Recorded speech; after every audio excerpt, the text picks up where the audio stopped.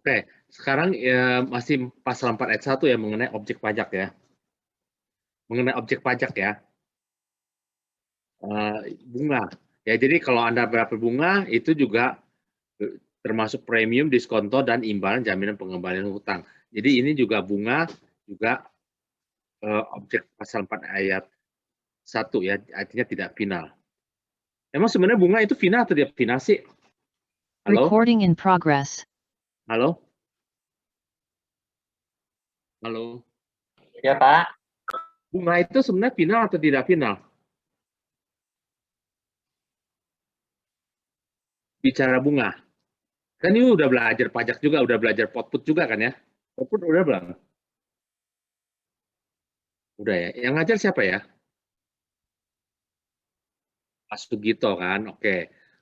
Waktu Pak Sugito ngajar kan, waktu belajar potput itu kan bunga gimana sih? Perlakuan pajak bunga final atau tidak final?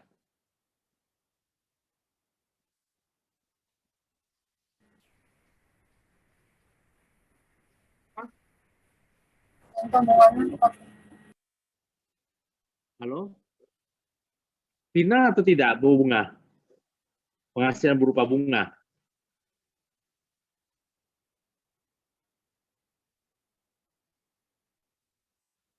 Ya ini soalnya saling berkait juga ya. Jadi supaya jangan ini biar mantap gitu ya. Maka saya juga mau ini mempertegas lagi. Jadi bunga yang ketahui bunga itu final tidak final penghasilan bunga.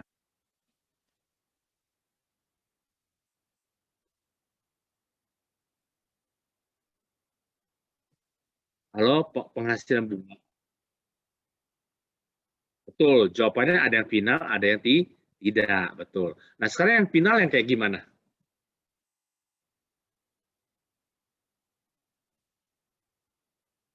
Oh, oh. Sama, apalagi satu lagi? Ya, bunga simpanan. Terus apa lagi? Jasa giro ya? Ya dong. Itu yang final. Yang tidak final yang gimana tuh? Bunga apa yang bunga yang nggak final?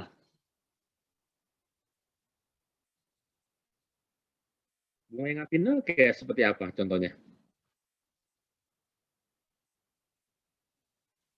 Penghasil bunga yang tidak final itu contohnya?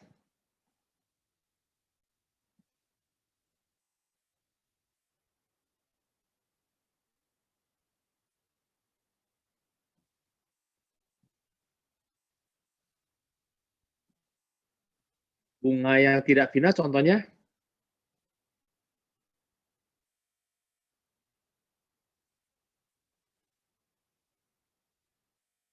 Ya, yang tidak final contohnya ada pinjam meminjam antar perusahaan ya, misalnya PT dengan PT atau PT dengan orang pribadi dan sebagainya ya.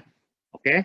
Ya, jadi yang bunga yang tidak final kan kita ini bahas lagi pasal 4 ayat 1 kan adalah penghasilan tidak final. Itu termasuk bunga. Nah, contoh di sini bunga di sini yang dimaksud adalah bunga antar perusahaan misalnya PT dengan PT, PT dengan orang pribadi ya. Atau orang pribadi dengan orang pribadi. Ya, cuma orang pribadi dan orang pribadi hati-hati. Orang pribadi tidak boleh sebagai pemotong ya. Tapi di situ ada unsur penghasilannya. Ada bunga yang tidak final itu kena PPh pasal berapa? Bunga yang tidak final itu kena PPh pasal 23. Ya, jadi PT dengan PT atau PT dengan orang pribadi di situ ada PPh pasal 23 itu tidak final ya.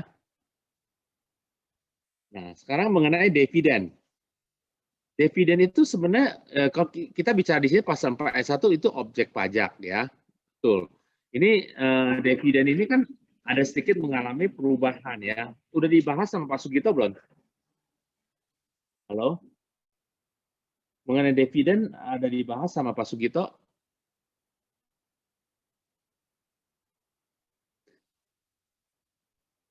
Ya, prinsipnya dividen di sekarang ya, intinya ya untuk orang pribadi itu bisa bukan objek pajak ya, bisa bukan objek pajak kalau orang pribadi itu dapat dividen, dividennya itu diinvestasikan kembali. Dividennya diinvestasikan kembali dalam jangka waktu tertentu. Ya, jadi harus diinvestasikan kembali selama 3 tahun. Nah, kalau untuk wajib pajak badan bukan objek pajak, ya, itu. Nah, cuman kita harus tahu juga, tapi tetap ini masih berlaku ya. Jadi ingat, kan tadi kan saya udah katakan bahwa Omnibus Law itu atau Undang-Undang Cipta Kerja itu sifatnya ada yang merubah Undang-Undang PPH, ada yang sifatnya menambah, ada yang juga sifatnya mengurangi, ya. Nah, jadi pengertian dividen apa sih? Yaitu pembagian laba, baik secara langsung apapun tidak langsung dengan nama dan dalam bentuk apapun. Ya, dividen kan memang pembagian laba kan, dibagi dari return earning. Return earning didapat dari mana? Dari kumpulan laba-laba. Ya. Nah, terus pembayaran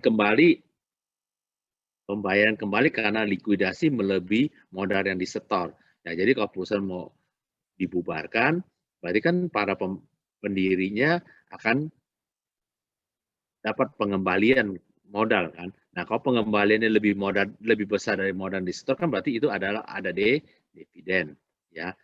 Nah, terus pemberian saham bonus yang dilakukan tanpa penyetoran, termasuk saham bonus yang berasal dari kapitalisasi agio saham, ya. Terus pembagian laba dalam bentuk saham, terus pencatatan tambahan modal yang dilakukan tanpa penyetoran, ya. Jumlah yang melebihi jumlah setoran saham yang diterima atau diperoleh pemegang saham karena pembelian kembali saham-saham oleh perseroan yang bersangkutan. Pembayaran kembali seluruh atau sebagian dari modal yang disetorkan jika dalam tahun-tahun lampau diperoleh keuntungan kecuali pembayaran kembali akibat dari pengecilan modal usaha. Ya.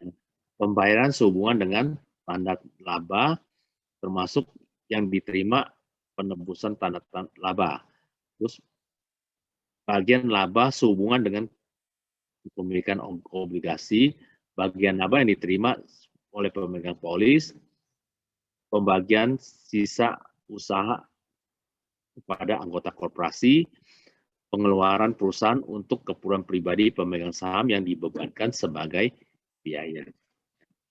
Oke, ada pertanyaan?